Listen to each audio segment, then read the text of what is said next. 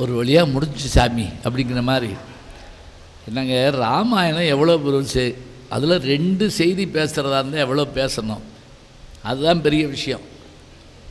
இங்கே பேசிய பெருமக்களை எல்லாம் பாராட்டி இருந்து கேட்டவங்களை முக்கியமாக சொல்லணும். ஏன்னா இந்த பட்டிமன்றம் ஆரம்பித்து அநேகமாக 9 மணின்னா மணி என்ன 9:30 ஆரம்பிச்சுப்பா. ஆமாம், துண்டு போட்டது அரை மணி நேரம் போட்டால் 9:30 ஆரம்பித்தோம். இப்போ 11:15 போகுது. 2.25 மணி நேரம். ஒரு சினிமா எடுக்கணும்னா இன்றைக்கி 500 கோடி வேணும். ஐஸ்வர்யா ராய் வயசானாலும் அதைத்தான் கதாநாயகியை போடணும், வேறு வழி கிடையாது. நம்மளும் பார்த்தாகணும். அமெரிக்காவில் தான் போய் எடுப்பாங்க, 5 நாள் கூட ஓட மாட்டேங்குது. படம் ரிலீஸ் ஆன அன்றைக்கி போகிறீங்க, மாற்றிட்டோங்கிறாங்க, என்னத்தை பார்த்துறாங்கன்னு தெரில. ஆனால் இந்த 2.25 மணி நேரமும் இப்போவும் கூட முடியல, இன்னும் நான் பேசணும்ல. இவ்வளவு நேரமும் நீங்கள் உட்கார்ந்து கேட்குறீங்கன்னா நாங்கள் நல்லா பேசி நீங்கள் கேட்டீங்கன்னு நான் சொல்லலைங்க. நீங்கள் நல்லா கேட்டதுனால நாங்கள் நல்லா பேசணும். இந்த தலைப்பை நான் முதல்ல சொன்னல, இவ்வளவு நீளமான தலைப்பு இருக்க போயிட்டார, வீட்டுக்கு போயிட்டாரா, இந்த வராரு, சரி, நீளமான தலைப்புன்னு சொன்னல, எப்படி கேட்க போகிறாங்கன்னு நான் பயந்துகிட்டு இருந்தேங்க. ஆனால் அப்படி இல்லை. ஸ்ரீவில்லிபுத்தூர் மக்கள் ஆண்டாள் பிறந்த ஊர் மக்கள் ஆதலால் இருந்து கேட்போம் என்கின்ற அந்த மகிழ்வோடும் வீட்லேயும் இருந்து கேட்குறாங்க, இங்கேயும் இருந்து கேட்குறாங்க. இருந்து கேட்கின்ற உங்களையும் பாராட்டி ஐயா மாரியப்பழையா அவர்கள் துணைவியார் அவங்க உண்மையிலேயே பணத்தை கொடுத்து விட்டுட்டு இந்த அவங்களுக்கு பிரித்து கொடுத்துட்டு போயிருங்க அப்படின்னு சொல்லாமல் இருந்து இந்த இருக்க. ஏன்னா சில பேர் கொடுத்து விடியா போட்டு உயிரை வாங்குவாங்க அப்படின்னு சொன்னால் கேட்க மாட்டாங்க. சில பேர் தர்மம் பண்ணுற அழகை பார்த்தீங்கன்னா, வந்தால் கொடுத்து விட வேண்டியது. என் நம்பர் உனக்கு எப்படி கிடச்சி, எங்கள் வீடு உனக்கு எப்படி தெரியும், இனிமேல் உன்னை நான் இங்கிட்டு பார்க்கக்கூடாது, இப்படியா தர்மம் பண்ணுவாங்க. சில தாய்மார்கள் சோறு போட்டு குழம்பு அவங்க வீட்டில் வாங்கிக்கப்போ அங்கே போய் வாங்கிக்காவும். இதெல்லாம் உண்டு. எல்லோரும் இருந்து அருமையான செய்தியை நல்லா கேட்டிருக்கீங்க. உங்களுக்கெல்லாம் மீண்டும் நல்ல பாராட்டை சொல்லி, கேட்டார் பிணிக்கும் தகைவாய் கேளாரும் வேட்பமொழிவதாம் சொல்லுன்னு திருவள்ளுவர் சொல்கிற மாதிரி, ஒரு பேச்சுங்கிறது கேட்டவர்கள் மகிழுமாறும் கேளாதவர்கள் பகைவர்களானாலும் விரும்புமாறும். எதிரி தான், ஆனாலும் அவனும் விரும்பணுமா, அப்படி விரும்புமாறும் பேசுவது தான் பேச்சு. யார் சொல்கிறா? திருவள்ளுவர். 2000 வருஷத்துக்கு முதல்ல. மற்ற தேசத்துலலாம் அவன்கிட்ட மொழி இல்லைங்க, ஒளி தான் இருந்துச்சு. ஊன்னு கத்திட்டு திருவாங்க.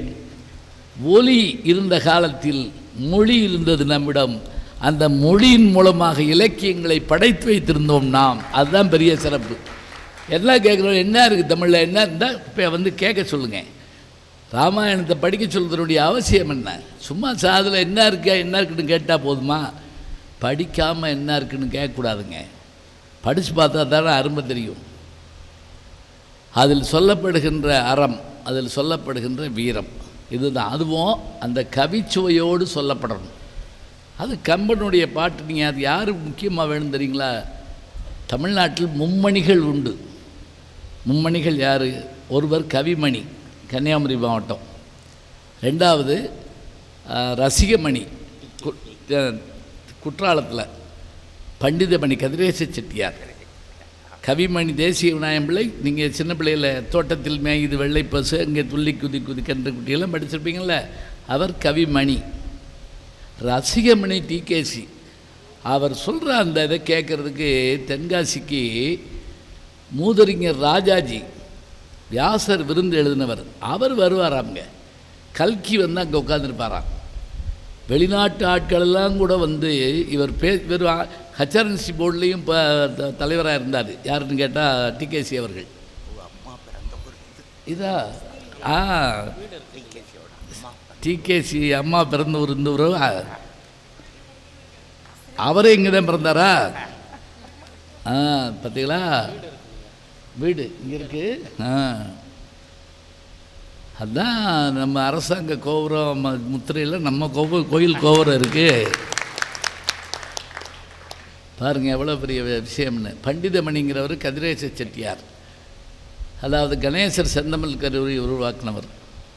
மன்னியல் சிறுதேர் அப்படிங்கிற அந்த ஒரு புத்தகம் மிருச்சகடிகா என்று வடமொழி எழுதப்பட்டது, தமிழ் மொழியில் மொழிபெயர்த்த பெரிய பெருமகனார். சரி இருக்கட்டும். இது எதுக்கு சொன்னேன்னா, அந்த ரசிகமணி சொல்ல ஆரம்பித்தா கம்பனை அனுபவிக்கணும்பாங்க. அப்படி கேட்குறதா அப்படி கேட்கணும்.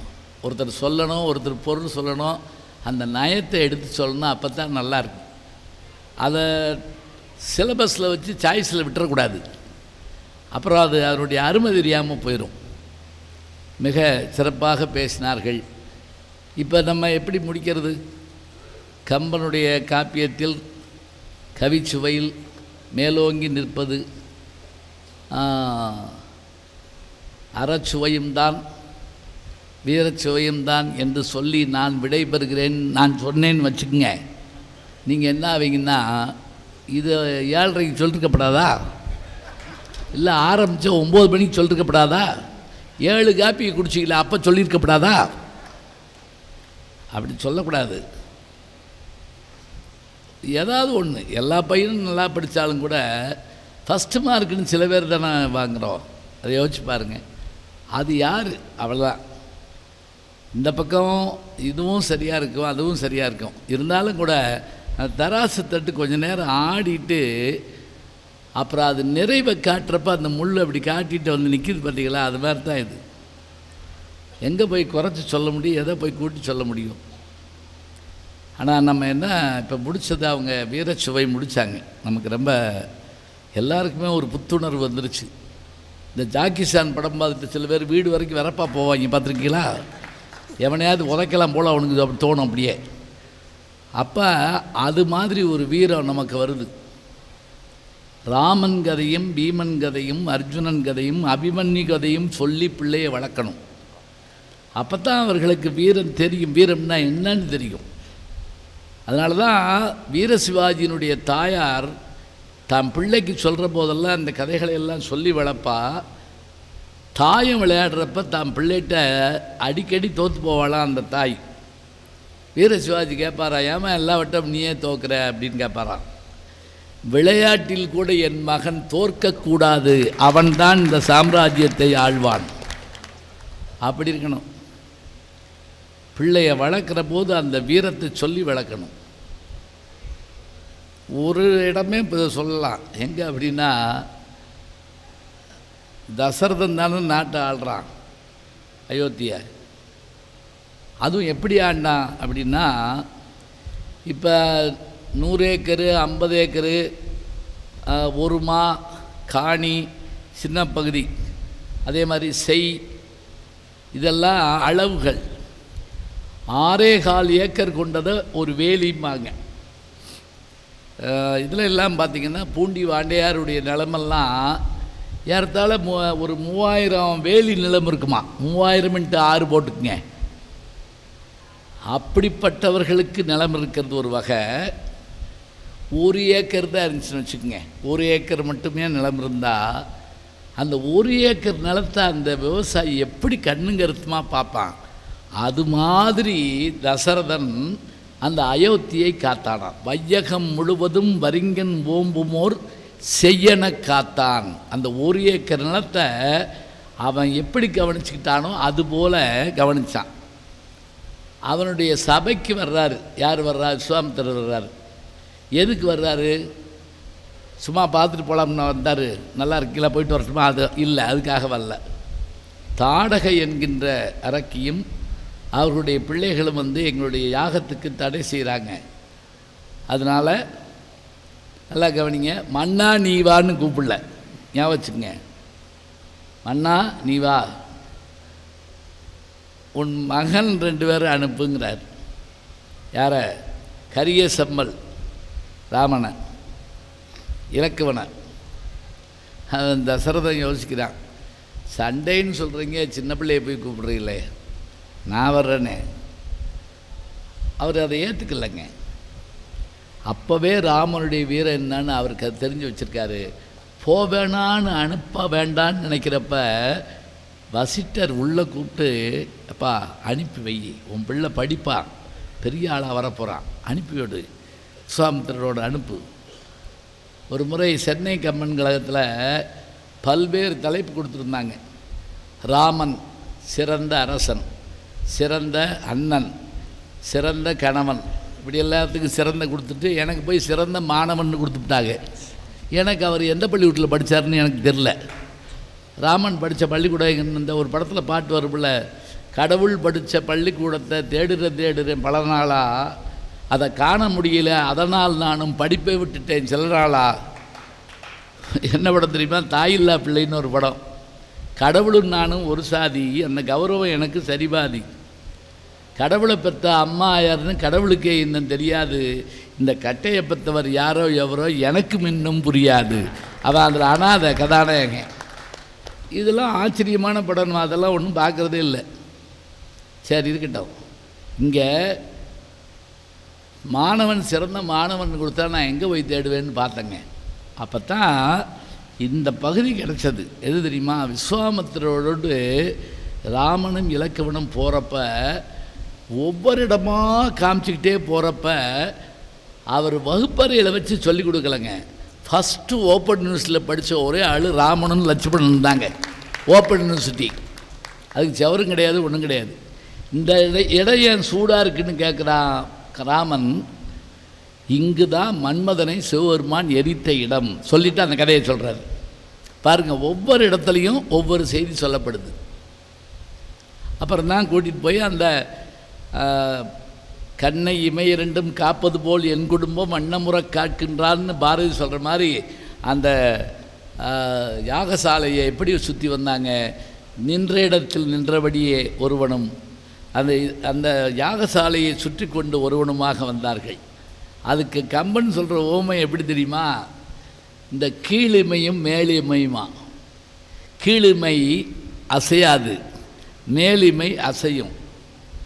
இங்கே நிற்கின்ற வீரன் கீழிமை போலவும் சுற்றி வருகின்ற வீரன் மேலிமை போலவும் இருந்து அந்த அந்த யாகத்தை காத்தார்கள். அப்போ தான் அந்த இவன் வர்றா அரக்கி, போடு பானத்தைங்கிறாரு. யார்? விஸ்வாமித்திரர். அப்போ தயங்குறாருங்க. எப்படி தயங்குறாரு? ஏன்னா பெண்ணை நம்ம கொள்வது நல்லாவா இருக்குது அப்படின்னு சொல்கிறப்ப, இல்லை அவள் அரக்க குணம் கொண்டவ, அதனால் நீ அம்பு போடுறோன்னே அந்த ஆசிரியருடைய வேண்டுகோளுக்கு இடங்க அடிக்கிறார். அவங்க சொன்னாங்களே, இந்த மாரீசன் ஏன் பயப்பட்டான் தெரியுமா? மானா போ அப்படின்னு ராவணன் சொன்னான்ல, ஏன் பயப்பட்டான் தெரியுமா? ஏற்கனவே ராமனுடைய அம்பில் தான் அவங்க அம்மாவும் செத்தது, அவன் தம்பியும் செத்தது, அவங்க அண்ணனும் செத்தது. இந்த அம்பு என்னங்கிறது இவனுக்கு தெரியும். அதை காட்டில் ஒரு நல்ல கேள்வி கேட்டாங்க. யாரை பார்த்து? ராவணனை.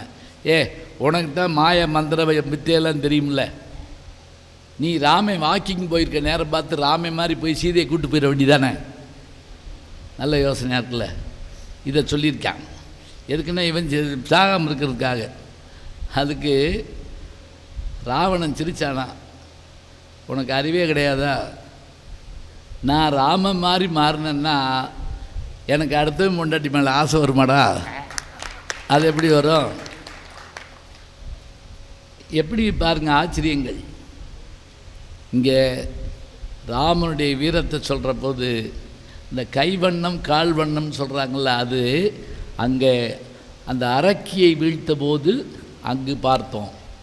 அது மட்டும் இல்லை, அந்த கால் பட்ட உடனே அகலிகை பெண்ணாக மாறியதையும் பார்த்தோம். அந்த கைவண்ணம் கால் வண்ணம் கொண்டு தான் இந்த வில்லை முறிக்கிறார். இப்போ வீரம் மிகுந்த கதாநாயகன் இலக்குவன், அவனும் சாதாரண ஆள் கிடையாது.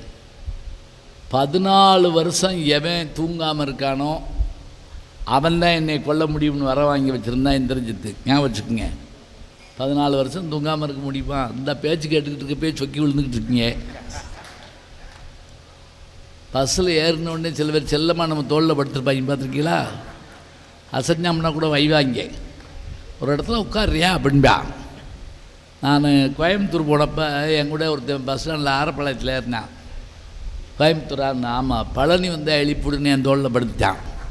நான் 3.5 மணி நேரம் முழிச்சிருந்து பழனி வரவோ அவனை எழுப்பி ஐயா பழனின்னு கத்தி வந்துருச்சான்னு எந்திரிச்சு சாமியை கும்பிட்டு படுத்துக்கிட்டான். அவன் சாமி கூட என்னையே வந்து விட்டுருக்கான். நான் முழிச்சிருந்தேன். இருக்கட்டும். எவன் 14, அதனால தான் இலக்கவனுக்கு இன்னொரு பேர் என்ன, உறங்காவில்லி தாசர்னு ஒருத்தர் இதில் ராமானுஜருடைய சீடர்களில் ஒருத்தர் வருவார். இமையா நாட்டமுடையவனவன் தேவர்களுக்கு சொல்கிற வார்த்தை. அந்த இலக்குவன் இருமுறை போரில் உயிரை கொடுக்குறாங்க. அது கூட அவங்க அம்மா சொன்ன வார்த்தை தான். அம்மா, ராமன் நான் காட்டுக்கு போகிறாரு, நான் கூட போவான்னு கேட்குறேன். அவன் ராமன் கூப்பிடல, சீதை கூப்பிடல, யாரும் கூப்பிடல, அவங்க அப்பா போக சொல்ல, வர ஒன்றும் இல்லை. ஆனால் போகிறப்ப அவங்க அம்மா ஒரு வார்த்தை சொன்னால், தம்பின்னு போகக்கூடாது, ராமனுக்கு வேலை செய்கிற வேலைக்காரனாக போகணும். அது மட்டும் இல்லை, ஒருவேளை ராமனுக்கு ஒரு ஆபத்துன்னு வந்தால் அவன் இறந்த செய்தி வர்றதுக்குள்ளே நீ இறந்த செய்தி எனக்கு வரணும். பெத்த தாய் சொல்கிறாங்க, முன்னம் முடி அப்படிங்கிறா, நீ தான் முன்னாடி சாகணும். அவன் அந்த 2 முறைக்கு நாகபாச படலத்துலேயும் சரி, அதே போல் அந்த வேலறிந்த படலத்துலேயும் சரி, அவன் அப்படி இறந்து விழுகிறான்னு சொன்னால் மீண்டும் மீண்டும் வர்றான். ரிப்பீட் மாதிரி அப்படியே திருப்பி செத்து பிழைக்கிறான். இல்லை, அது மாதிரி திரும்ப வந்து எந்திரிச்சு அடிக்கிறான். அவனுடைய வேகமும் அவனுடைய ஆற்றலும், அதுவும் சில இடத்துலலாம் அந்த எல்லைப்புற வீரர்களோடு சண்டை போடுறப்ப இலக்குவன் வந்தவுடனே ராமன் தடுக்கிறான். பின்னாடி பெரிய யுத்தம் இருக்குது, நீ அங்கே வா, அது வரைக்கும் இப்போதைக்கு பேசாமல் கொஞ்சம் ஓய்விடு. அம்பு போகிற வேகம், அதே போல் அந்த வேல் போகிற வேகம். இதுக்கு எல்லாத்துக்கும் மேலே அனுமனை பற்றி சொன்னால் அனுமன் பற்றியே தனியாக பேசிடலாமுங்க. சுந்தரகாண்டம் யாருக்காகங்கிறீங்க? ஒரு பகுதி முழுக்கவே அனுமனுக்காக தான். சுந்தரகாண்டத்துக்கு ஹீரோ யாருன்னா அனுமன் தான். ஒரே ஆள் போய் என்ன, அதுவும் இங்கே நம்ம அவர் எங்கனக்குள்ளே நம்ம ராமேஸ்வரத்தில் நினைக்கிறோம். அல்ல, எங்கன்னு கேட்டிங்கன்னா கன்னியாகுமரி போகிற வழியில் அந்த பூ விற்கிற இடங்கள் இருக்குது. அது பக்கத்தில் ஒரு மலை இருக்குது. இன்றைக்கும் கூட கிரையோஜெனிக் என்ஜின் உருவாக்குற இடம் அதுதான். தோவாளை பூ விற்கிற இடம். அந்த மலை மகேந்திரகிரி. அந்த மகேந்திரகிரியில் நின்று தான் அப்படி வளர்றாரு. யார்? அனுமன். அப்படி வளர்கிற போது அவருடைய அப்படியே வளர அவருடைய நிழல் அப்படி என்னாச்சான், நிழல் வந்து கடலை தாண்டி இலங்கையில் விழுந்துச்சான். அப்படின்னா என்ன தெரியுமா? இலங்கை முழுவதும் கருப்பாக போச்சான். டேய், இங்கே துக்கம் கொண்டாட போகிறீங்கடா அப்படிங்கிறத போல் இவருடைய வளர்த்தி அந்த நாட்டை இருளாக்கியதுங்கிறாங்க. வாழை சொல்லட்டிட்டு ஒரு அடி அடித்து அப்படி போகிறாப்புல. ராவணனே மிரட்டினாள் நம்முடைய அனுமன் தாங்க. 2ஆம் நாள் யுத்தத்தில் 2 பேரும் நேருக்கு நேரம் சந்திக்கிறாங்க. அப்போ ரொம்ப நேரம் சண்டை போட முடியாது. ஒரு முடிவு பண்ணுவோம். நீ என்னைய ஓங்கி ஒரு குத்து, நான் தாங்கிட்டேன்னா நான் உன்னை பதிலுக்கு குத்துறேன். விழுந்துட்டேன்னா விட்டுரு. நீ குத்தி நான் குத்தி 2 பேர் நின்ட்டோம்னா அப்புறம் போர் முடிகிற வரைக்கும் சண்டை போடக்கூடாது. யார்? ராவணன்ட்ட பேசுகிறான். யார்? அனுமன். அதே மாதிரி ஆரம்பமாச்சு. எப்படி அப்படின்னா, ராவணை 20 கையையும் ஒன்றாக்கி ஒரு குத்து விட்டாங்க. யார்? அனுமனை. உண்மையிலே நிலகுலைஞ்சு போனார் ஆஞ்சநேயர். அவர் வாழ்க்கையில் அப்படி ஒரு குத்து வாங்கினதே கிடையாது. ஆனால் அசையலை, நின்றுக்கிட்டார். இப்போ இவர் பங்கு. இவர் என்ன பண்ணார்? விஸ்வரூபம் எடுத்து இந்த பெரிய கைகளை கொண்டு அவனை ஒரு குத்துனார். அப்போ தாங்க அவனுடைய மார்பில் இருந்த யானையினுடைய தந்தங்கள் அதாவது 8 திக்கு யானை இருக்குது. அந்த பூமியை தாங்கிட்டு இருக்கிறது திக்கயங்கள் அப்படிங்கிறோம். அந்த யானைகளை வந்து அவன் மார்பில் குத்த விட்டு அந்த தந்தத்தை ஒடிச்சிட்டு அதில் பூன் மாட்டியிருப்பானான். இப்போ காதில் தோடு மாட்டியிருக்கோம்ல, அது மாதிரி யானை தந்தத்தை வச்சு தங்கத்தில் பூன் போட்டிருப்பானா ராவணன். இவன் விட்ட குத்தில் பின்பக்கம் பிச்சுக்கிட்டு போயிடுச்சுங்க. வாரணம் பொருதமார்பும் இதுதான். வாரணம்னா யானை. வாரணம் 1000 சூழ வளம் செய்து நாரணன் நம்பி நடக்கின்றான் நம் எதிரேங்கிற மாதிரி வாரணம்னா யானை. அது குத்துன அந்த இதை பிச்சுக்கிட்டு போயிடுச்சு. அதனால தான் போர்க்களத்தில் விழுந்து கிடந்த போது ராமன் போய் இவனுடைய முதுகில் காயம் இருக்கே, இவனையா நான் கொண்டுட்டேன் அப்படின்னு கொஞ்சம் வெக்கப்படுறான். விபீஷணன் ஓடி வந்து சொல்கிறாங்க, இல்லை இல்லை இல்லை, எங்கள் அண்ணன் வந்து அப்படி ஆள்னு நீ நினைக்காத, ஆஞ்சநேயன் குத்துல தான் அந்த இது நடந்ததே தவிர வேற ஒன்றும் இல்லை அப்படிங்கிறாங்க. வாரணம் பொருதமாறும் வரையிட எடுத்ததோளும் நாரம் கேட்ப நயம்பட உரைத்தனாவும் தாரணி மௌலிபத்தும் சங்கரன் கொடுத்த வாளும் வீரமும் களத்தே போட்டான்னா உடனே அதுக்காக போய் சமாதான கொடியேற்றிட்டு வரல. மறுநாள் யுத்தத்துக்கு வந்தான், வந்துக்கிட்டே தான் இருந்தான். கும்பகரனுடைய அந்த வேகத்துக்கு முன்னாடி யார் சொல்ல முடியும்? சொல்லி பாருங்க. அடே அப்பா, எப்படியான அவன் எந்திரிக்கிற பையங்க இவ்வளவு உணவுன்னு சாப்பிட்டுட்டு பசியை கிளப்புவானான். பசியை கிளப்புறதுக்கு இப்போ நம்ம சில பேருக்கு 20 புரோட்டா சாப்பிட்டு கொஞ்சம் லேசாக பரவாயில்ல நீ சாப்பிடுவோமா அப்படிமாங்க. அது மாதிரி அவன் குளிக்க போனால் கடல் தண்ணியில் அவனுக்கு ஆழம் பத்தாதான், யார் கும்பகர்ணனுக்கு. அதனால் என்ன செய்வானா, மேலே வந்து ஆகாயத்தில் ஒரு நதி ஓடுது, அதுக்கு பேர் பாகீரதி. அதை தரைக்கு கொண்டு வரதுக்காக தான் பகீரதன் தவம் இருந்தான். அதுதான் பூமிக்கு வந்து கங்கையாக மாறி விழுந்தது. இப்படி மேலே அப்படி கிழிச்சு விடுவானாங்க, அது அப்படி கொட்டுவாங்க. ஃபஸ்ட்டு சவரில் குளித்தவன் கும்பகர்ணன் தான் உலகத்துலேயே. எப்படி தண்ணி மேலேருந்து கொட்டணும்னு பாருங்க. அவன் பண்ண யுத்த வேகம், அவன்கிட்ட யாரும் நெருங்க முடியாத ஒரு ஆற்றல், இந்திரஜித்தனுடைய வீரம், ஏன் அவனுடைய மகன்கள் எல்லாருடைய வீரமும். வாலி யார்? வாலி ராவணனே வாலில் கட்டி அடித்தவன், அப்படிப்பட்டவன். அது மட்டும் இல்லை, அவன் அவனுடைய வலிமையை சொல்கிறப்ப திருப்பார்கடலை கடைஞ்ச போது மந்தாரகிரி மலையை மத்தாக வைத்து வாசி என்ற பாம்பை கயிறாக வைத்து திருமால் ஆமை வடிவம் எடுத்து அதை தாங்க தேவர்களும் அசுரர்களும் இழுக்கிற போது அசுரர்கள் இழுத்துக்கிட்டே இருக்கானா, தேவர்கள் மயக்கப்பட்டு விட்டாங்களாம். அத்தனை பேருக்கும் சேர்ந்து வாலி ஒருத்தனாக நின்று இழுத்தான். அத்தகைய திறமை உள்ளவன் வாலி. அவனுடைய வீரத்தை பாருங்க எப்படி சொல்கிறான். அது மட்டும் இல்லை, ராமன் அம்பு தயங்கி நின்ன இடம் அவன்கிட்ட தாங்க.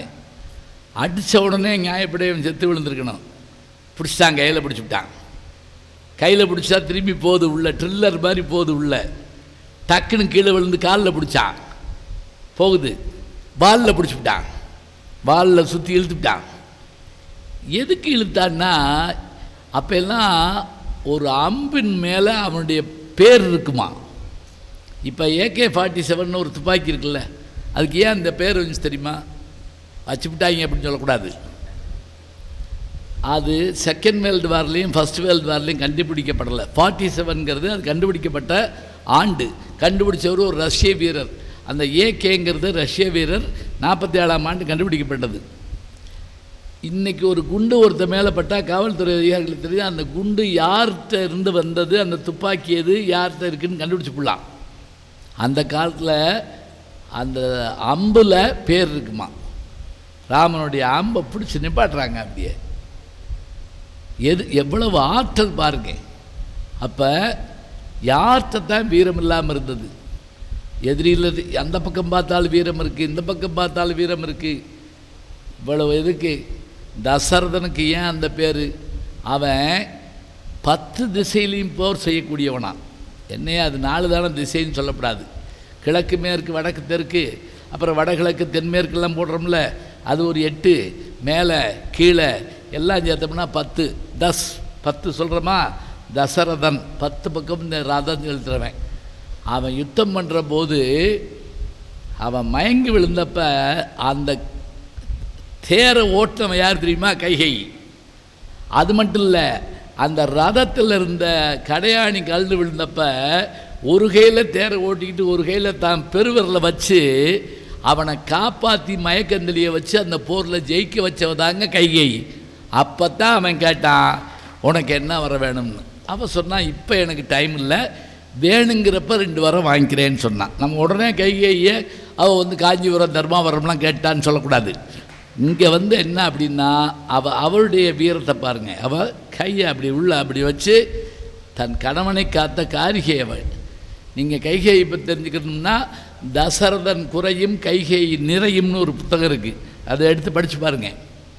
இப்போ பெண்ணுக்கு வீரம், ஆணுக்கு வீரம், கதாநாயகனுக்கு வீரம், தம்பிக்கு வீரம், எதிரிக்கு வீரம், துணைக்கு வந்திருக்கக்கூடிய ஆஞ்சநேயருக்கு வீரம், எல்லாமே வீரம். வீரத்துக்கான பாட்டுகளை அடித்து நொறுக்குறாங்க. யுத்த சந்தம்னு ஒன்று உண்டுங்க. யுத்தம் நடக்கிறப்ப சந்தம்னா எப்படி போடணும் அப்படின்னா, அது ஐயா கூட சொன்னார். அவர் அறத்தில் பேசினாலும் கூட சொல்ல வந்தது எப்படி சொன்னார்? ஆழ நெடுந்தரை ஆடு கடந்து இவர் போவாரோ, வேல நடும்படை கண்டு விளங்கிடும் வில்லாளா, தோழமை என்றவர் சொல்லிய சொல்லொரு சொல்லன்றோ, ஏழமை வேட நிரந்தன நின்றவர் ஏசாரோ, ஆடு கொடிப்படை சாடியறத்தவரையாள. இந்தெல்லாம் தமிழ்வாதியார்கள் நல்லா பாடுவாருங்க. பாடுனா அது கேட்டு அப்படியே நமக்கு பாட்டு மனப்பாடமாக பதியும். பாட்டு கட்டாயம் நியாயப்படி இன்றைக்கும் ஒரு சட்டம் போடணும், தமிழ்வாதியாருக்கு இசை தெரிஞ்சிருக்கணும்னு ஒரு சட்டம் போடணும். இருந்தால் அதை நானே படிச்சிருப்பானா இல்லையா, எம்பிட்டு பாடி எவ்வளோ பேரை கொண்டிருப்பேன், அதெல்லாம் இருக்கும்ல. சரி, இப்போ வீரத்தை எடுத்து பார்த்தா அவர்கள் வைத்திருந்த ஆயுதமாக இருந்தாலும் சரி, அவர்கள் செய்த போர் முறையாக இருந்தாலும் சரி, கடைசி அவனு சொல்கிறேன், மூலபலப்படை வந்துருச்சுங்க. நைட்டோட நைட்டாக உலகம் முழுவதும் இருக்க அரக்கர்களை கொண்டு வந்துட்டான் ராவணன். இப்போ ராமன் தனியாக நிற்கிறார். கீழே நிற்கிறாருன்னு சொல்லி ஆஞ்சநேயர் தோளில் வச்சுக்கிறார். அப்போ தான் இந்திரன் தன்னுடைய தேரை அனுப்புகிறான். அந்த தேரில் ஒரு ஆச்சரியம் இருக்கும். இப்போ நீங்கள் கணக்கு போட வேண்டிய நேரம் வந்துருச்சு. கணக்கு போடணும். எப்படி கணக்கு தெரியுமா? அந்த தேரில் ஒரு மணி இருக்குமா. அந்த மணி இந்த யுத்தத்தில் 1000 ஆட்கள் 4000 குதிரை, 5000 யானை, இப்படி வரிசையாக சொல்லி இவ்வளவு பேர் செத்தாங்கன்னு வச்சுக்கோங்களேன். அப்போ டொய் அப்படின்னு ஒரு மணி அடிக்குமா. அதாவது இப்போ அடித்தா அது ஒரு 4000, இது ஒரு 3000, இது ஒரு 2000, எல்லாம் சேர்த்தா 10,000 பேர். ஒரு தடவை டைன்னு அடித்தா 10,000 பேர் செத்தாங்கன்னு அர்த்தமா. கணக்கு பாருங்க. மூலபலப்படை வந்தபோது ராமனின் தேர் மணி 24 மணி நேரம் அடிச்சிச்சா. அப்போ எத்தனை பேர் செத்துருப்பாங்க? இவ்வளவு கணக்கு போட வைக்கிறார் நம்மளை வச்சு. அந்த யுத்தத்தினுடைய வீரத்தையும் வேகத்தையும் பார்த்து தான் எல்லாரும் மிரண்டு போனாங்க. அவங்க சொன்னாங்கள்ல, தேவர்கள் கூடியிருந்தால் சிவபெருமான் பார்த்து வியந்தார். எல்லா வகையும் பார்த்தோம். இப்போ இந்த வீரத்தினுடைய காப்பியத்தில் குறைபாடே கிடையாது. இவர்களுக்கு நம்ம பாராட்ட நம்ம கட்டாயம் சொல்லிடுறோம். இது வச்சுக்கிடுவோம். அதுக்காக தீர்ப்பு சொல்லி நீங்கள் போயிட்டு வாங்க நன்றிலாம் சொல்ல முடியாது. இருங்க, நீங்களும் நீங்கள் என்ன நினைப்பீங்க, ஒரு நியாயத்துக்காக பேசுவார்னு பார்த்தா இவர் இப்படி ஆகி போயிட்டாரே அப்படின்னு. இருங்க, அறம் அது என்ன அப்படின்னா, வீரம் சரிங்க,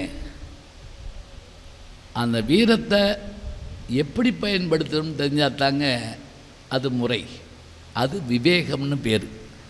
வீரத்தை விவேகத்தோடு பயன்படுத்தணும். அதுதான் அது அருமையாக சொல்லுவாங்க. அதாவது விவேகம் இல்லாத வீரம், வீரம் இல்லாத விவேகம். பசுப்பொன் முத்துராமலிங்க தேவர் சொல்லுவார் இல்லையா, எப்படி சொல்கிறார், எதுக்கு எது பொருள் வேணும் அதை தெரிஞ்சு வச்சுருக்கணும். எங்க சூரியன் மறையாத சாம்ராஜ்யம்ங்க. யார்? பிரிட்டிஷ் சாம்ராஜ்யம்.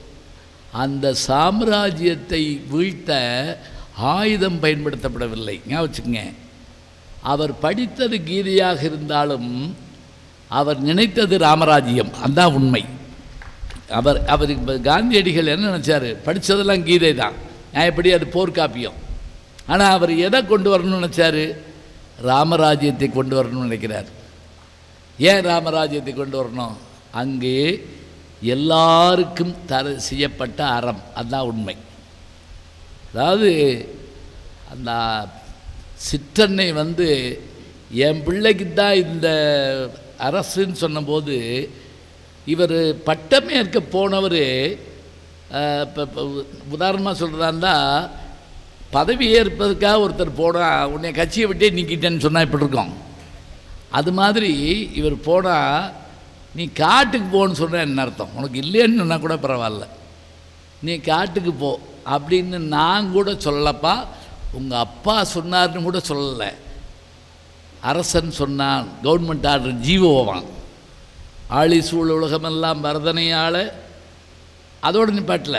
அப்போ நான் அப்படி நீ கேட்பில்ல, நீ போய் தாளிரும் சடைகள் தாங்கி சும்மா இருக்கப்படாது. தாங்கரும் தவமேற்கொண்டு பூலிவங் காணம் நன்னி புண்ணிய நதிகளாடி 14 வருஷம் இருந்துட்டு வான்னா பயந்து போவானா. 7 ஆண்டில் வா என்று இயம்பினன் அரசன் என்றான். எப்படி பாருங்க, அரசன் என்றாள், அதான் உண்மை. நான் ஒரு தடவை எங்கள் வீட்டில் கத்திரிக்காய் வாங்கிட்டு சொன்னாங்க, போய் வை கிலோ எவ்வளோன்னு கேட்டேன். அப்போ நான் சொல்கிறது முந்தி 10 ரூபா கிலோ அப்படின்னொடனே, என்னையா 10 ரூபான்னு சொல்கிற அப்படின்னு கேட்டேன். சரி பழகினாலாக போயிட்டீங்க, 1/4 கிலோ 2 ரூபான்னு வாங்கிக்கோ அப்படின்னா, அப்படி போடு அப்படின்னே. ரெண்டும் ஒன்று தான். 1/4 கிலோ 2 ரூபான்னா 4 × 2 8, 4 2 10 சரியாக போச்சு. அது வேண்டிய ஆளாக போயிட்டானா, அதனால் குறைச்சிட்டானா. நானும் அப்படி வா வெளிக்கு அப்படின்ட்டு வாங்கிட்டு வர்றேன். எப்படி இருக்கு பாருங்க. அப்படி சொல்கிறப்ப என்ன அந்த வார்த்தை அவர் சொன்ன உடனே, ஒன்றும் இல்லை, என் பின்னவன் பெற்ற செல்வம் அடியனன் நான் என்ன இது இங்கே என்ன இருக்குது, எங்கள் இதில் யார் இருந்தால் என்ன பரவாயில்ல போகிறோம். அப்போ கோவப்படாத ராமன், கோவப்பட்ட இலக்குவன், யார் சொன்ன அவனுக்கு தரமாட்டேன், கையை வெட்டுவேன், அவன் மூக்கு அறுப்பேன். அவன் அப்போவே மூக்கு அறுக்கிறது கை வெட்டுற வேலையெல்லாம் பார்த்துக்கிட்டு இருக்கான். அதனால தான் பின்னாடி சூர்படைங்க அந்த வேலையை பார்த்தான். அப்புறம் கூப்பிட்டு, அப்பா சும்மாரு, அதெல்லாம் சொல்லாது. ஆற்றில் தண்ணீர் வரவில்லை என்றால் அது ஆறு செய்த பிழை இல்லை, நதியின் பிழை என்று நறும்புலன்மை, இது விதியின் பிழை மகனே, வா பேசாமரு, வா போவோம். போன்னு கூட சொல்லலை. கோபத்தை விடு, அடக்கு, கோபத்தை நிறுத்தி, எல்லாம் விதிப்படி தான் நடக்கும். இங்கே பாருங்கள் எவ்வளவு அருமையான விஷயம் இது. சங்க இலக்கியத்தில் இருக்குது. யாதும் ஊரே அவர்களின் பாட்டுக்கு எல்லாருக்கும் முதல் வரியும் தெரியும், கடைசி வரையும் தெரியும்ல. நடுவில் ஒரு முக்கியமான வரி ஒன்று இருக்குது தெரியுமா? நம்ம உயிர் தண்ணியில் போடப்பட்ட அந்த மரக்கட்டை மாதிரி அது அப்படியே போகுதான். கல்புருதிறங்கும் மல்லல் பேரியாற்று நீர் வழிப்படும் புனைபோல் ஆறுயிர் முறை வழிப்படும் என்பது திறவோர் காட்சியில் தெளிந்தன மாதலின் பெரியோரை வியத்தலும் இளமே சிறியோரை இகழ்தல் அதனினும் இளமை. யார் எவன் சொல்லுவான் சொல்லுங்க பாப்பா. 2000 வருஷத்துக்கு முதல்ல உன் வாழ்க்கை நீ என்ன நினச்சாலும் நிற்காதுடா, அது இழுத்துட்டு போயிரும்டா. இதை யார் சொல்கிறா? கம்பன் ராமன் வாயிலாப்பு சொல்கிறாப்புல. தர்மத்துக்காக சொன்ன சொல்லுக்காக அதை அப்போவே சொல்லிவிட்டு எப்போ போகிறேன்னு கூட கேட்கல, இப்போவே கிளம்பிட்டேன். உடனே அரண்மனைக்கு போகலைங்க, அம்மாட்ட சொல்லலைங்க, அப்போயே கிளம்பி அந்த அம்மா கேட்குறா, யாருக்கு பட்டம்? பரதனுக்கு. அப்போ கூட அவனுக்காக்கும், அவன்லாம் என்ன பெரிய ஆள் அப்படி சொல்லலை. நின்னும் நல்லன் நிறைகுணத்தான், உன்னை காட்டிலும் அவன் நல்லவன் தான். யார் சொல்கிறா? ராமனுடைய அம்மா கோசலை சொல்கிறாங்க. அதாவது ஒவ்வொருத்தரும் புகழ்கிறது எப்படி அங்கே ஒவ்வொருத்தரும் வீரத்தை சொல்லுவாங்களோ அதுபோல் இங்கே அறத்தை பேசக்கூடிய அன்பும் மற்றவையும். அம்மா தப்பு பண்ணான்னு தெரிஞ்ச உடனே ராமன் கூட கோவப்படல, அவன் சொந்த அம்மா இல்லை. ஆனால் சொந்த மகன் பரதன் என்ன பண்ணான் தெரியுமா? வர்றப்பே நாடு பூரா தாத்தா வீட்டுக்கு போயிருந்தான், வந்தப்பே நாடு பூரா ஒரு மாதிரியாக இருக்கா. பார்த்த உடனே சத்ருகுணன்ட்ட கேட்டேன், என்ன இப்படி இருக்க என்ன அப்படின்னு கேட்டான். அவன் சொன்னான் ஒரு வார்த்தை, மகாலட்சுமி இந்த நாட்டை விட்டு போய்விட்டாளுங்கிறான் ஒரே வார்த்தையில். அவ்வளோதான். நேராக போனான், ராமனை காணோம், சீதையை காணோம், யாரையும் காணோம். அப்பா எங்கே இருக்காருன்னு தெரில. அம்மாட்ட போய் கேட்டான், உங்களாம் எங்கே என்ன நடக்குதுங்க? அவள் எப்படி இருக்கா தெரியுமா? ரொம்ப சாதாரணமாக அடித்தா ஒரு வார்த்தை, அட ஒன்றுமில்லப்பா, இந்த நாட்டை உனக்கு பதிலாக உன் தம்பி ஆளட்டும்னு சொன்னேன், இதை உங்கள் அப்பான்ட்ட கேட்டேன், இதுக்கு போய் உங்கள் அப்பா செத்து போயிட்டார்ப்பா. என்ன மனுஷன்! இதே மாதிரி இருக்குங்க பாட்டு. இந்த இந்த இந்த டோன்லேயே அந்த பாட்டு எழுதிப்பார். அவன் நாட்டை நீ ஆள், காட்டுக்கு அவன் போகட்டும் சொன்ன, அன்னது பொறுக்கலாமையால் நீக்கினான் அரசு நேமி வேந்தி என்றான், வாக்கினால் வரந்தரக் கண்டு. அவன் தான் வாக்கு தந்தான். யார்? உங்கள் அப்பே. வாக்கினால் வரந்தரக் கண்டு மைந்தனை வனத்திடை போக்கினேன், போக்கி பார் உனக்கு ஆக்கினேன், அன்னது பொறுக்கலாமையால் நீக்கினான் அரசு நேமி வேந்து. டிரான்ஸ்ஃபர் ஆகி போன மாதிரி சொல்கிறாங்க. இங்கேருந்து மேலவும் போயிட்டானப்பா, இது என்ன நியாயம்? அப்பா அவன் பேசுகிற பேச்சிருக்கு பாருங்க, டே அப்பா, இது முதல் 11 கவிகள் குலகம்னு எழுதுவாங்க. குலகம்னு என்ன தெரியுமா? குலகம் பலபாட்டொரு மொழி இலக்கணம். பலபாட்டொரு மொழினா 11 பாட்டிலையுமே அவன் சொன்ன சபதத்தை சொல்கிறது. அம்மா, இவன் போய் அந்த ராமனுடைய அம்மாவை பார்த்து கேட்குறான். அவள் சொல்கிறா, உனக்கும் தானப்பா தெரிஞ்சிருக்குன்னு கேட்குறா. அப்படி மாத்திரம் தெரிஞ்சிருந்தா நான் என்னென்ன நரகத்துக்கு போவேன் தெரியுமா அப்படின்னு சொல்கிறாங்க. அப்படி அவன் இந்த 11 பாட்டில் சொல்கிறதில்ல, இந்த விஷயமத்தில் எனக்கு தெரிஞ்சிருந்தா நான் இந்த நரகத்துக்கு போவேன், இப்படி வரிசையாக சொல்லுவாங்க. கிருபானந்த வாரியார் சாமி அவர் 2 இதை சேர்த்துக்கிடுவார். ராமண்ணா காட்டுக்கு போனதில்லை, எனக்கும் பங்கு இருந்திருந்தால் கோயிலில் பொங்கல் வாங்கி தின்று தூணில் தடவுறானாவே எந்த பாவத்துக்கு போவானா அதே பாவத்துக்கு நானும் போவேன். கண்ணுக்குட்டி காட்டி போட்டுட்டு வைக்கலில் கண்ணுக்குட்டி செஞ்சு பாலை கறந்து தண்ணியை கலந்து ஊற்றுறானே அவன் எந்த பாவத்து, இதெல்லாம் அதில் கிடையாது. அதெல்லாம் இவருக்கு காலத்துக்கு ஏற்றபடி செஞ்சுக்கிடுவார். இப்போ எல்லாரும் அவரவர்களுடைய நியாயப்படி நடக்கிறார்கள். எந்த பாத்திரமும் குறையல்ல. அது அதனுடைய சிறப்பு. இன்னும் சொல்லப்போனால் சீதை எப்படி இருந்தான்னு கூட ராவணனுக்கு தெரியாதுங்க. இந்த இவ போட்ட போட்டு தான் யார்? சூர்பனக போட்டாவே பார்த்தது இல்லாவே. இவ போய் அவ ஏன்னு சொன்னான்னா, அவளுக்கு இருக்கிற கோபத்தில் அவங்க மேலே அவங்க இவளை ஏற்றுக்கிற மாட்டேன்ட்டாங்கன்னு சொல்லிட்டு கோபத்தில் அவளை தூக்க சொல்லிட்டு இருக்கிறதுக்காக போய் அவன் என்ன ஆகா ஓகன் பொழுது உருக்காட்டு படலம்னு இருக்குது. அதை படித்து பாருங்கள், ரொம்ப பயங்கர சிரிப்பாக இருக்கும். ராவணனுக்கு எங்கே பார்த்தாலும் சீதையாக தெரியுது. திடீர்னு சூர்பனையை கூப்பிட்டான், இது சீதையான்னு பாரு அப்படின்னு இருக்காங்க. அவள் சிரிச்சுக்கிட்டு, உனக்கு என்ன பைத்தியமா, அது ராமே அப்படின்ட்டு இருக்கா. அவளுக்கு பாருங்க, இவனுக்கு பார்க்கறதெல்லாம் சீதையாக தெரியுது, அவளுக்கு பார்க்கறதெல்லாம் ராமனாக தெரியுது. ஒரு டாக்டரு ஒருத்தர் கண் ஆப்ரேஷன் பண்ணிவிட்டு வெளியே கூப்பிட்டு வந்து அந்த நிற்கிற லாரி நம்பரை வாசி அப்படின்ட்டு இருக்காரு. கண் ஆப்ரேஷன் பண்ணிவிட்டு, லாரி எங்கே நிற்கிது டாக்டர் அப்படின்னு கேட்டிருக்கான். அப்போ எப்படி இருக்கு பாருங்க அவனுக்கு கண்ணு. யாரும் குறையலை. அவன் அளவுக்கு மீறி வர்ணிச்சான். இங்கே பின்னாடி யுத்தமெல்லாம் முடிஞ்ச, யுத்தத்துலலாம் நீதி நியாயம்லாம் சொல்லிட்டாங்க. யுத்தமெல்லாம் முடிஞ்ச பிறகு ஒரு நியாயம் என்ன தெரியுமா? தசரதன் இதிலிருந்து வர்றான், மென்னிலிருந்து வந்தபோது உனக்கு என்ன வரவருன்னு கேட்டான். ஒன்றும் இல்லை, நீ எங்கள் அம்மாவாகிய கைகையை, எங்கள் அம்மானா இவன் அம்மா இல்லை, எங்கள் அம்மாவாகிய கைகையை மனைவி இல்லைன்னு சொன்னில்ல, அதை வாபஸ் வாங்கணும். சத்ருகுணனையும் மகனாக ஏற்றுக்கணும். சத்ருகுணன் இல்லை, பரதனை ஏற்றுக்கணும். அது சத்ருகுணனே ஒரு இடத்துல பேசுவாங்க, ரொம்ப பாவமாக இருக்கும் நமக்கு. அதாவது ராமன் லட்சுமணன் காட்டுக்கு போயிட்டாங்க, தசரதன் இறந்து போயிட்டார், ஒரு உயில் எழுதி வச்சுட்டு போயிட்டார். ஏன் இந்த உடம்புக்கு இந்த கைகை மகன் பரதன் தீ வைக்கக்கூடாதுன்ட்டா. சொல்லிட்டு போயிட்டார். இப்போ அண்ணன் இல்லை, தம்பி இல்லை, பரதம் இல்லை, இவன் மாத்திரம் சத்ருக்கனை மாத்திரம் இருக்கான். அப்போ கூப்பிட்டு அவர் சொல்கிறார் வசிட்டர், அப்பா நீ போய் தீ வை. அப்போ தாங்க கேட்டு அழுகிறான். எங்கள் வீட்டில் 4 பேர் பிறந்தோம், அப்பா சொன்னபடி கேட்க ஒரு பிள்ளை போனான், அண்ணனுக்கு பாதுகாப்பாக ஒரு பிள்ளை போனான், நாட்டை ஏற்க மாட்டேன்னு ஒரு பிள்ளை போனான், கொல்லி வைக்கிறதுக்காக வாட நான் பிறந்தேன் இந்த உலகத்தில். ரொம்ப சின்ன கேரக்டர், அரிசியில் சிற்பம்னு எழுதுவாங்க, அது மாதிரி. அதே போல் சடாயு வெட்டி எறியப்படுற வரைக்கும் அவனோட போர் செய்துங்க. அந்த பறவை போர் செஞ்ச அந்த பறவை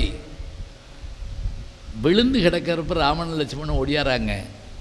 அது உயிர் போகிறப்போ ஒரு வார்த்தை சொல்லுது, என்னப்பா நீங்கள் என்ன தான் படிச்சிருந்தாலும், என்ன தான் அரசர்களாக இருந்தாலும் பெண்ணை காட்டுக்குள்ளே விட்டுட்டு போகலாமா? ஒரு வார்த்தை. என்ன வார்த்தைங்கிறீங்க? நீ யாரை வேணாலும் குறை சொல்லு, நீ போடும் தப்பா, அவன் போடும் தப்பா, அப்புறம் போய்க்கும், போகலாமா, செய்யலாமா? இந்த வார்த்தையை கேட்டால் நமக்கு பயமாக இருக்குதுங்க. ராமானுஜருடைய வாழ்க்கையில் ஒரு செய்தி கேள்விப்பட்டிருப்பீங்க. என்ன தெரியுமா? பெரிய நம்பி, அவருடைய 5 ஆசிரியர்கள்மார்களில் பெரிய நம்பி ஒருத்தர், ஒடுக்கப்பட்ட இடத்தை சேர்ந்த ஒருத்தர் இறந்து போனப்போ அந்த ஈமக்கிரியை செய்வதற்கு இந்த பெரிய நம்பி போகிறாருங்க. இது ராமானுஜருக்கு அவ்வளவு ஏற்புடையதாக இல்லை. இவ்வளோ பெரிய குலத்திலே பிறந்த இவர் போய் ஒடுக்கப்பட்ட இனத்தை அவருக்கு என்ன போய் இது பண்ணுறது என்ன அப்படின்னு முடங்கிட்டே போகிறார் ராமானுஜர். யார்? விசிஷ்டாத்வைத்தை உருவாக்கியவர். அந்த முடிச்சுட்டு வர்றப்ப கேட்டே விட்டாராம், என்ன இருந்தாலும் நீங்கள் அந்த வேலையை பார்த்துருக்கக்கூடாது, அந்த ஒடுக்கப்பட்ட இனத்தவருக்கு நீங்கள் ஏன் தீ வச்சிங்க, ஏன் ஈமக்கிரியை செஞ்சீங்க? அப்போ தாங்க அவர் ஒரு வார்த்தை சொன்னார்,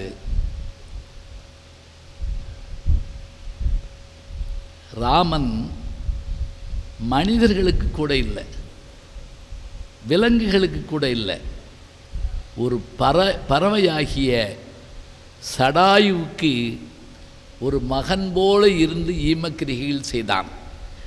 இறந்து போன மனிதன் பறவையை காட்டிலும் குறைந்தவிடும் அல்ல, ஈமக்கிரியை செய்த நான் ராமனை காட்டிலும் உயர்ந்தவனும் அல்ல. பெரிய நம்பியினுடைய வார்த்தை. ராமானுஜர்லாம் வாசிங்க. இந்த பட்டிமன்றம்லாம் எதுக்குங்கிறீங்க? வேலையத்து போய் போட்டுக்கிட்டு இருக்கோம்.